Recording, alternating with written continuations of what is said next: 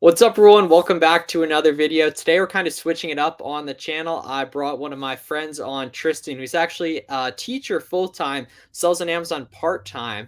And how much profit did you say you made last year on Amazon part-time? A little over 50 grand. Exactly. That's absolutely not bad, even if you're full-time, being that you're fairly new to this and everything, but especially part-time. And I know a lot of people, I get the question often, like, can you do this part-time and everything? I say you should start it part-time and gradually build up and everything. But take us back to the beginning and walk us through how you got started selling on Amazon and when was it? What piece of content did you see or what inspired you to get started and all that? For sure, definitely. It all started back in 2018. I graduated a college back in Santa Clara, in Silicon Valley. I worked there as a security guard, and then after graduation, I saved up money. I worked as a security guard back home here in SoCal. So Silicon Valley, back to Southern California. I was working with Time Warner Cable Sports with the Lakers, and I got to see some Laker players. I got to drive James Worthy's car, and I joke around with him. Am I worthy to drive your car? And I started to train people there as well with security. But given to what I I love doing is I love work industry. I'm a Christian school teacher. I enjoyed that 9 to 5 job. It paid pretty good. As a security guard, it was paying me $25 an hour. But then my schedule was pretty much 9 to 5, and my pastor wanted me to start working at the Christian school. And I had told him I could do part time in the Christian school and I'll work security on the side. And then as we got more students, he wanted me to go full time. So my hours with security started to get cut off.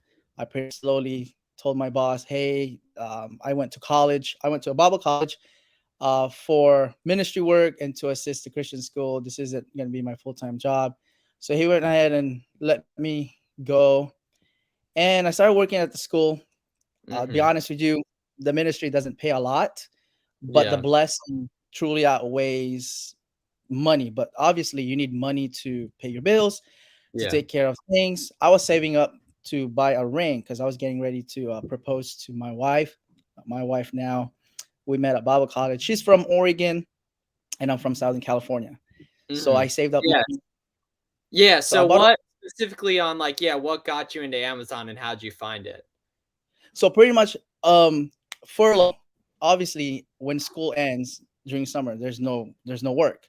So I Yeah. started working DoorDash, but I hated driving around. I hated just my car getting beaten up and stuff like that. Gas at that time was okay, but I went home and I started Google. I pretty much just Google search uh, jobs that I can find, and I came across sell on Amazon. Clicked on that, and believe it or not, Reezy, I know everyone knows who Reezy is.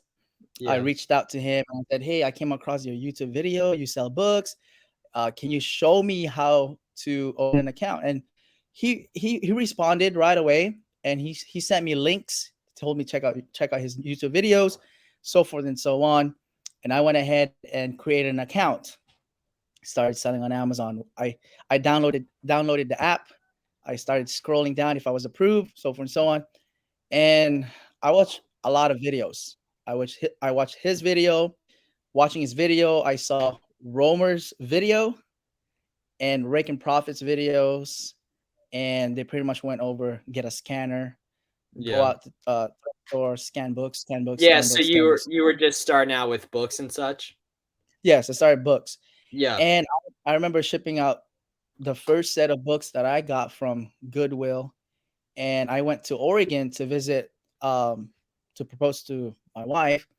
And my friend and I was telling him about Amazon, and I was just messing around, and I was just like, yeah, you could sell stuff. I was scrolling on my phone, and then I sold my first book.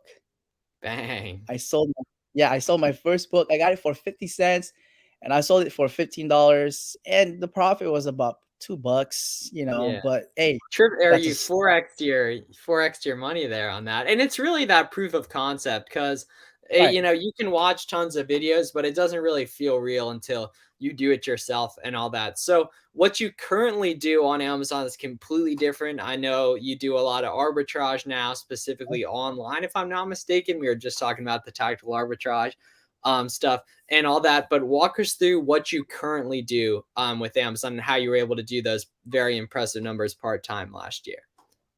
So what I do is obviously I've watched a lot of arbitrage videos. I watched your video, you and Warren, right? Was it Warren? Warren, Warren. yeah, there's a bunch. Yeah. Yeah. So Filter Profits. I go over his Keepa charts, his pretty much his videos and stuff like that. So that's what I do. So what happened was before the pandemic, I transitioned from books to retail arbitrage. I went to Ross, good, not Macy's. What is that? Marshalls, and I Marshalls, started yeah, scanning discount stuff. stores. And I would find profitable items, but the thing is, they only had 3 in stock. I'd still take them. And I started doing that January, and then the pandemic took place, and I'm Mhm. just like, okay, I'm just starting to get a hang of retail arbitrage.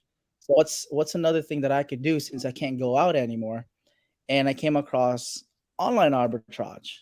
It's the same thing, except you stay at home, you shop online, you get it shipped out to your house, you repack it and ship it to Amazon. So I started doing that.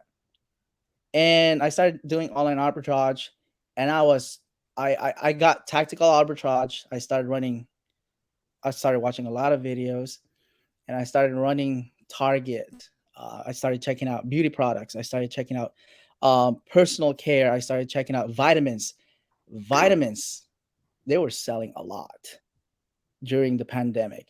And Mhm. I kind of felt bad for being one of those guys where you are jacking up the price, you're heartless, yada yada yada and stuff like that. But if you think about it, restaurants, Target and other retail stores, they do that. They buy in bulk and they sell it high. And I'm just Yeah, like, and especially, like, people prefer the convenience of Amazon that it gets to them so quick. You pay for that premium in that the 2-day shipping, have there's everyone trusts Amazon and all that, you know what I mean? So, in terms of categories, you're mainly doing beauty, health and household, topicals, those types of items? pet products. Pet I products, yeah, so, like, really just the basic type, yeah, everyday stuff, so you're not really chasing, like, hot toys and stuff like that? I do that during Q4. That makes Uh, sense, I s yeah, so I sold yeah. a lot of Battleship, yeah, stuff like that. I mean, I'm down to share what I sold. I've sold Mysterium. It's pretty much those board games and stuff like that.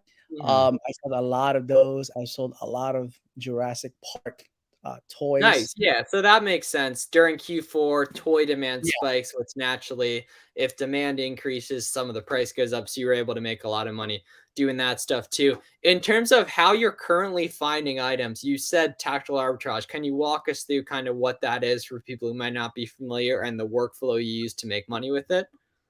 sure. Tactical Arbitrage is pretty much a software that a lot of us use. You use that. I use that. Yeah. You pretty much set up the store, which store you want to source from. I like sourcing from Target, Walmart, Bed Bath and Beyond, and I kind of mess around with pretty much my buying criteria. My buying criteria is 3%, sorry, 30% and $3 profit. Yeah. And I was watching Phil's Profits video, and it's just like, oh, this is the same setup that I do, and I find so much products. Like I just had a couple of my friends who started getting into Amazon, and I told them, hey, I'll show you what I do. So pretty much I run my tactical arbitrage 24/7, Mhm. and then at the end of the day, I'm literally on my couch right now. My kids are just in their playroom, but they're watching TV. I'm watching Netflix. I'm my wife. We're chit chatting about how our days were, and I'm finding profitable products. Yeah. So I pretty much ordered that, and I know you're not a big fan of this. I know you're not a big fan of this strategy that I'm gonna say right now. I call it the LBL method. Okay. I call it's list and buy later, right? So Oh, it's that's risky. That's very that is risky, risky. yeah. That is very risky, but I've been doing that for over a year and a half, almost Hmm. 2 years. Um, what happened was I I sold an item that wasn't in stock. Like I don't have it in hand. Hmm. I had to go to Target, and I'm just like, it hit me right there. I'm just like, Target has so much of this particular item, and what happened is that a lot of people will just buy in bulk, and they're shipping on Amazon, not looking at Keepa. Hmm. Keepa's a must. And I started testing some products, but the thing is, I don't, I don't buy it and ship it from Target or Walmart. I order it and then I repack it myself. I don't know if you got that one right there, but Yeah, that's so what you're merchant fulfilling stuff then, if that makes sense. yes, but the thing is, I don't buy the item until a customer Yeah, buys no, it. that And makes sense. Yeah, it's yeah, just obviously very risky for newer sellers because what yeah, if that item doesn't end up being in stock? Like it's very risky for that kind of stuff.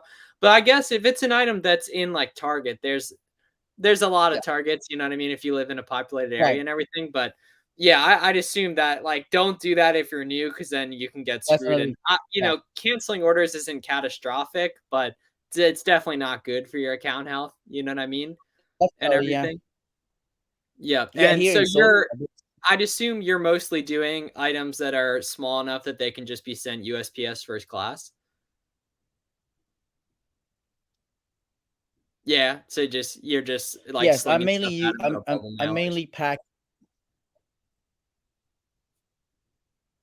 Yeah, pretty much that's what I do with that. But I've been shipping out a lot of FBA lately just because, like, Mhm, as a full time teacher, I kind of just want to slowly get away from it. I've been teaching my brother how to take care of FBM, and he's been mhm. really been good with it. That's gonna be his summer job, and Cool. yeah, that's how I scaled up with Amazon, just using Tactical Arbitrage and Mhm. Keepa. Like Yeah. it I showed you my numbers, and that's all FBM last year. I'd say Really? 90. Wow, all Yes, FBM. That's very impressive in that regard, man. That's awesome that you're able to do that. In terms of managing time, because that's like going to be the number one thing people are worried about, especially people that are currently working full time. Walk us through kind of how you go about structuring things if you have a good routine or maybe you might be working on that. It's obviously always a work in progress, but how do you go about managing your time to optimize for, the different things you want in life outside of business? let me go ahead and give you my schedule. So, pretty much I go to school, 8 o'clock until 3, stay for an hour there just to finish things up. 4 o'clock, I come home at 4. I pretty much just pack orders that are sold the past 2 days, because if you do FBM, you have 2 days to fulfill, Yeah. to pretty much take care of your orders and stuff like that. So, I usually try to pack as soon as possible, spend an hour or two packing, no more than an hour, to be honest with you. So 4 o'clock, 5 o'clock, I'm pretty much done for the day packing. And then I spend an hour or two sourcing online to see what can be purchased to be shipped out for FBA. um I'm pretty much done for the day. Like, to be honest with you, I've yes, in the beginning you gotta work. Definitely, you Oh, yeah, have to work. I definitely. all Yeah. the time.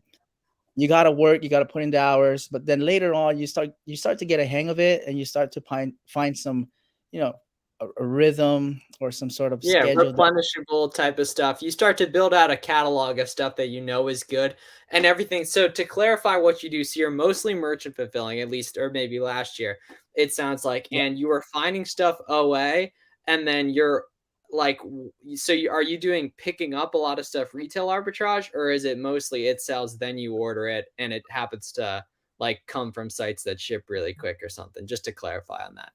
So yeah, so that's what I it's the second one. I pretty much just order them online, and then once I know they're on their way, I list it as FBM, because there's this order that Oh, okay, that makes sense. Alright, yeah, yeah, that makes yeah, sense, yeah. like, last night there was a restock of this particular item. No sellers. I like those items that says currently unavailable on That Amazon, yeah, you know? And then I do reverse search on that, yeah. reverse search, and I'm like, oh, sweet, they have it in this website. I'm gonna go ahead and order. Unfortunately, they have a maximum of 3 per orders. It's free Mhm. shipping. So I went ahead and purchased 24 yesterday. And right when it says your items has been shipped, your items has been shipped, I went ahead and listed it as FBM, and I put in there 12, all sold within an hour. Wow, amazing. So it must have been very low rank too then, like It was, under yeah, 5,000, under 10,000, something like that? yeah, and this particular item, if you go to their website, it says that it won some sort of award as a 2021 item of the year or something like that. Mhm. So Alright. that's what that is what I do. It's very scalable.